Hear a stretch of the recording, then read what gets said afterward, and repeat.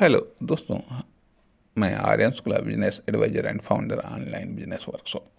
मित्रों, हम बात करना चाहेंगे कि 7 लेयर या 7 लेवल लेवल खास करके एक्टिविटी के संबंध में या क्रिएटिविटी या प्रोडक्टिविटी या इफेक्टिविटी के संदर्भ में क्योंकि कहा जाता है जब व्यक्ति पैदा होता है तो वह शून्य होता है या जब भी कोई कार्य वह स्टार्ट करता है तो वह शून्य होता है।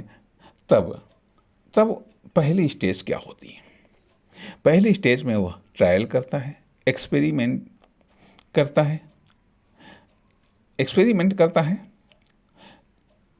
नुकसान उठाता है, मिस्टेक करता है और अस्थिर रहता है। एक पर वो कायम नहीं रह पाता है और भटकता रहता है।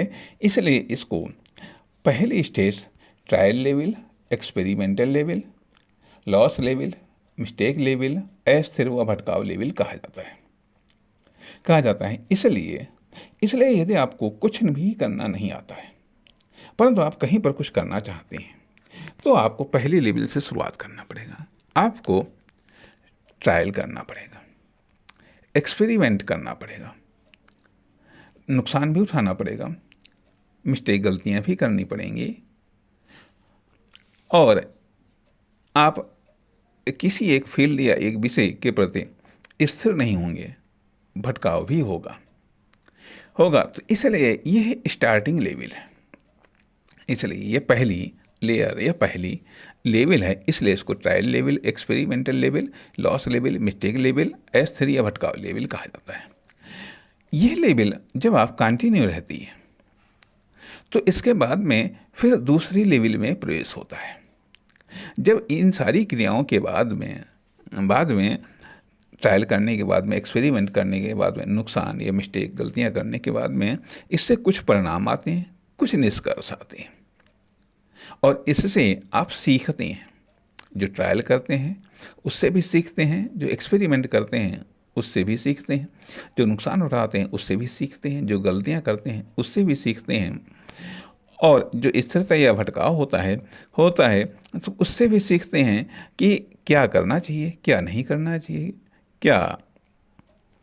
कैसे करना चाहिए, कैसे नहीं करना चाहिए, कब करना चाहिए, कब नहीं करना चाहिए, किन संसाधनों का इस्तेमाल करना चाहिए, किन साधनों या संसाधनों का इस्तेमाल नहीं करना चाहिए, क्या परिणाम प्राप्त होते हैं, क्या निष्कर्ष प्राप्त होते हैं। इस तरीके से पहले लेवल पर जो कुछ भी आप करते हैं तो उससे जो परिणाम या निष्कर्ष, ये जो जानकारी मिलती है वो आपको लर्निंग में मदद करती है, वो आपको सीखने में मदद करती हैं। इसलिए लर्निंग के लिए दूसरी स्टेज परिणाम या निष्कर्ष लेवल या इसको लर्निंग लेवल कहा जाता है। इसलिए दूसरी लेवल में पहुंचने के लिए पहले लेवल की ये सारे के सारे कार्य करने पड़ते हैं। जब दूसरी लेवल कंप्लीट होती है, दूसरे लेवल से आप तीसरे लेवल की ओर बढ़ते हैं। अब धीरे धीरे ट्रायल, एक्सपेरिमेंट, लॉस, मिस्टेक, अस्थिरता, भटकाव कम होने लगता है क्योंकि जो आपको गलत लगता है उसको आप रिपीट नहीं करते हैं, जो आपको सही लगता है, जिसके सही परिणाम प्राप्त होते हैं उसको आप रिपीट करते हैं, जिससे धीरे धीरे जो ट्रायल है, एक्सपेरिमेंट है, लॉस है, मिस्टेक है, स्थिरता, भटकाव है, यह धीरे धीरे कम होने लगता है। इसके स्थान पर सटीकता, विश्वसनीयता, लॉस अर्थात नुकसान की शून्यता या बेनिफिट या प्रॉफिट का जन्म, गलतियों की कमी व सुधारों व अच्छी की शुरुआत तथा स्थिरता का जन्म, तेज व लंबे भटकाव में कमी आने लगती है। तो यह तीसरी स्टेज है। इसके बाद में फिर चौथी स्टेज पर आप पहुंचते हैं। तीसरे की और वृद्धि होती है, अर्थात नकारात्मकता में कमी आती है और सकारात्मकता में वृद्धि होने लगती है।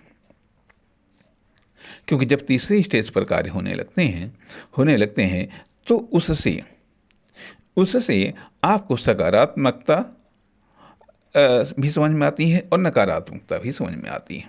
तो नकारात्मकता को आप रिपीट नहीं करते हैं, सकारात्मकता को आप रिपीट करते हैं, अर्थात जिससे सही परिणाम प्राप्त होते हैं उसको आप रिपीट करने लगते हैं। इसलिए इस चौथे स्टेज में सकारात्मकता में वृद्धि होती है और नकारात्मकता में कमी आने लगती है। इस स्टेज से जब आप आगे पहुंचते हैं, एक्शन, एक्टिविटी, क्रिएटिविटी, प्रोडक्टिविटी, ये सब चीज़ें जारी रहती हैं, तो आप 5वें स्टेज पर पहुंचते हैं। इस स्टेज पर नकारात्मकता शून्य के आसपास पहुंच जाती है। भले ही सकारात्मकता की कोई खास उपलब्धि न हो, लेकिन फिर भी सकारात्मकता का यहाँ जन्म मान लेते हैं या सकारात्मकता का यहाँ पर प्रारंभिक विकास मान लेते हैं, क्योंकि नकारात्मकता लगभग शून्य के आसपास पहुंच चुकी होती है। अर्थात अब सकारात्मकता डेवलप हो रही है।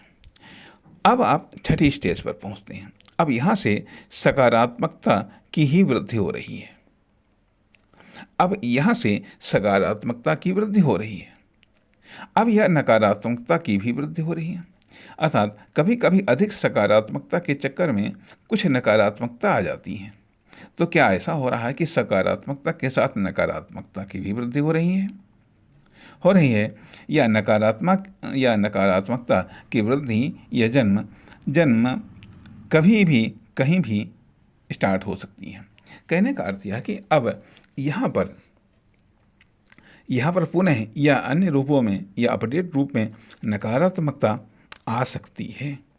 इसलिए यहाँ पर आपको नकारात्मकता को रोकना पड़ेगा, क्योंकि सकारात्मकता के चक्कर में, अर्थात जब बड़े बड़े सकारात्मकता के चक्कर में हम छोटी छोटी गलतियां करने लगते हैं, जिससे नकारात्मकता डेवलप होने लगती है।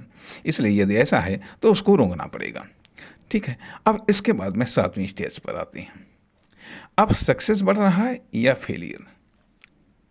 अब यदि सकारात्मकता ज़्यादा है तो सक्सेस बढ़ेगा, लेकिन यदि फेलियर जिस पर हमने ध्यान नहीं दिया वह नकारात्मकता भी बढ़ गई है, तो फिर फेलियर डेवलप हो रहा है। अब इसलिए ये 7वीं स्टेज परिणाम लेवल कहा जा सकता है कि अब यहाँ पर सफलता बढ़ रही है या फेलियर बढ़ रहा है। अब ये चाहे लाइफ में हो, चाहे वर्क में हो और चाहे बिजनेस में हो, चाहे व्यक्तिगत लाइफ में हो या कॉमर्शियल लाइफ में हो या फर्म, दुकान, कंपनी की लाइफ में हो। नमस्कार, धन्यवाद।